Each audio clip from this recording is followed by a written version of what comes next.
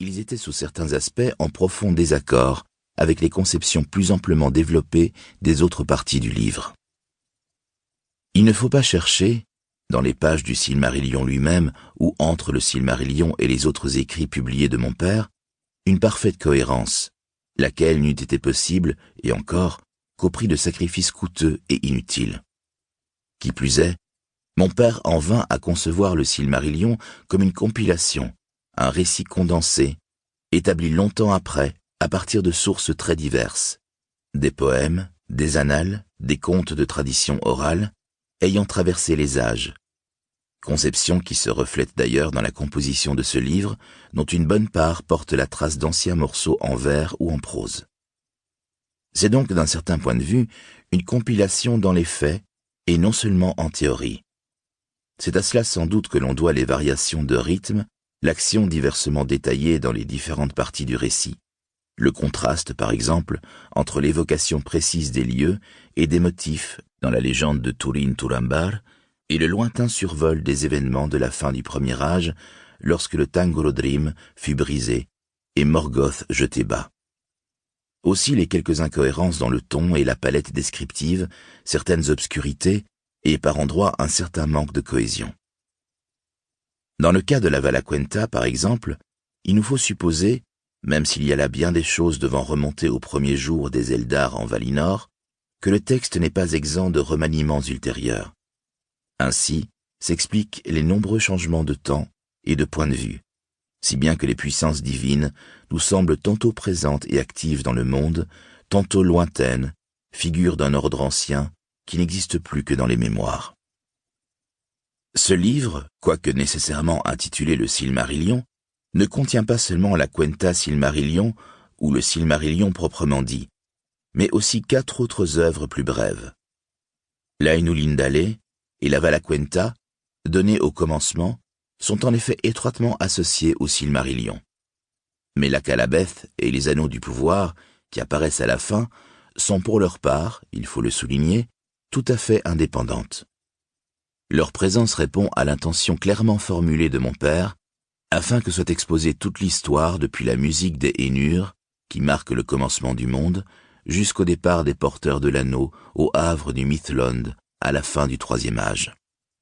Bonjour à tous, je vous donne tout de suite l'astuce pour avoir ce livre immédiatement et surtout gratuitement. Vous allez voir, c'est très simple.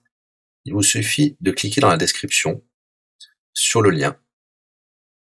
Une fois que c'est fait, vous allez aller directement sur la page de votre livre. Ici, par exemple, le bureau des affaires occultes. Assurez-vous que l'option gratuit avec l'offre d'essai audible est bien sélectionnée et que le livre est bien gratuit. Cliquez ensuite sur Essayer audible gratuitement. Il ne vous reste plus qu'à vous identifier si vous avez déjà un compte Amazon, et si vous n'en avez pas encore, je vais vous expliquer comment créer un. Pour ceux qui ont déjà un compte Amazon, une fois que vous êtes identifié, vous aurez directement accès au livre, et vous aurez donc 30 jours d'abonnement Audible, en sachant que l'avantage est que vous pouvez résilier votre abonnement à n'importe quel moment. Et même si vous résiliez l'abonnement juste après avoir obtenu votre livre, eh bien, vous le gardez quand même. Le livre est à vous. Alors franchement, quand c'est gratuit, faut pas se priver. Pour les autres, je vous montre tout de suite comment créer un compte Amazon. Vous cliquez ici sur créer votre compte Amazon. Vous renseignez les informations, votre nom, adresse email et un mot de passe.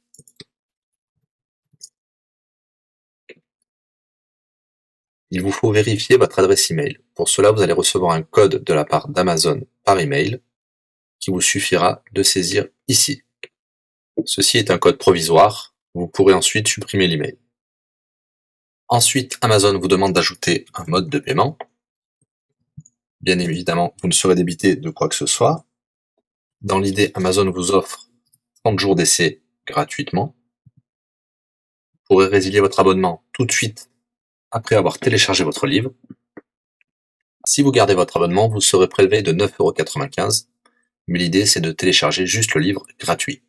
Une fois que vous avez rentré toutes vos informations, vous arrivez ici avec la jaquette de votre livre, l'offre d'essai audible qui est gratuit et 9,95 € après le premier mois, et vous pouvez ici confirmer le montant total de 0 €.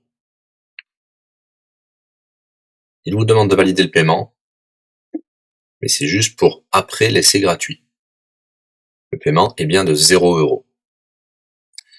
Et voilà, votre inscription à l'offre d'essai Audible est faite pour 30 jours et vous avez bien le livre. Pour l'écouter, c'est très simple. Il vous suffit d'aller dans votre navigateur web, d'aller sur le site audible.fr. Vous l'aurez compris, Audible est une société d'Amazon. Il vous suffit de vous cliquer sur Me connecter. Vous rentrez le mot de passe enregistré tout à l'heure. Et vous voilà sur votre compte Audible. Vous cliquez sur Ma bibliothèque. Et là, vous avez votre livre, Le Bureau des Affaires Occultes, pour cet exemple. Vous avez la possibilité de télécharger ici directement le livre ou de l'écouter sur votre navigateur. Maintenant, vous avez deux choix qui s'offrent à vous. Soit vous gardez votre abonnement chez Audible de 9,95 € et vous aurez un livre offert tous les mois. Pour cela, vous n'avez rien à faire, l'abonnement continuera tout seul. Ou alors, vous pouvez résilier votre abonnement et bien sûr, vous garderez le livre actuel. Vous allez voir, c'est très très simple, je vais vous montrer tout de suite. Vous passez votre souris sur Bonjour et votre nom. Ensuite, vous cliquez sur Mon compte. Nous avons les détails de l'abonnement actuel. Vous pouvez cliquer sur le lien Résilier mon abonnement. Il vous dit que vous allez perdre, bien sûr, les avantages de l'abonnement, mais votre livre sera toujours accessible. Cliquez sur Continuer la résiliation. Vous pouvez mettre une raison ou indiquer une autre raison. On va mettre pas de raison. Résilier l'abonnement. Bien sûr, il vous propose de garder votre abonnement avec des réductions, mais nous allons continuer à résilier mon abonnement. Voilà, votre abonnement a été annulé. Nous pouvons souscrire un nouvel abonnement si vous le souhaitez, mais pour l'instant, rien ne sera débité sur les cartes de crédit. Dans ma bibliothèque, nous pouvons voir que nous pouvons toujours télécharger ou écouter le livre. Voilà, si l'astuce vous a plu, n'hésitez pas à cliquer sur le bouton j'aime. Vous pouvez également la partager. Si vous souhaitez un livre spécifique, mettez-le dans le commentaire de cette vidéo. Je répondrai également aux questions si vous rencontrez un problème. À bientôt et bon livre à vous.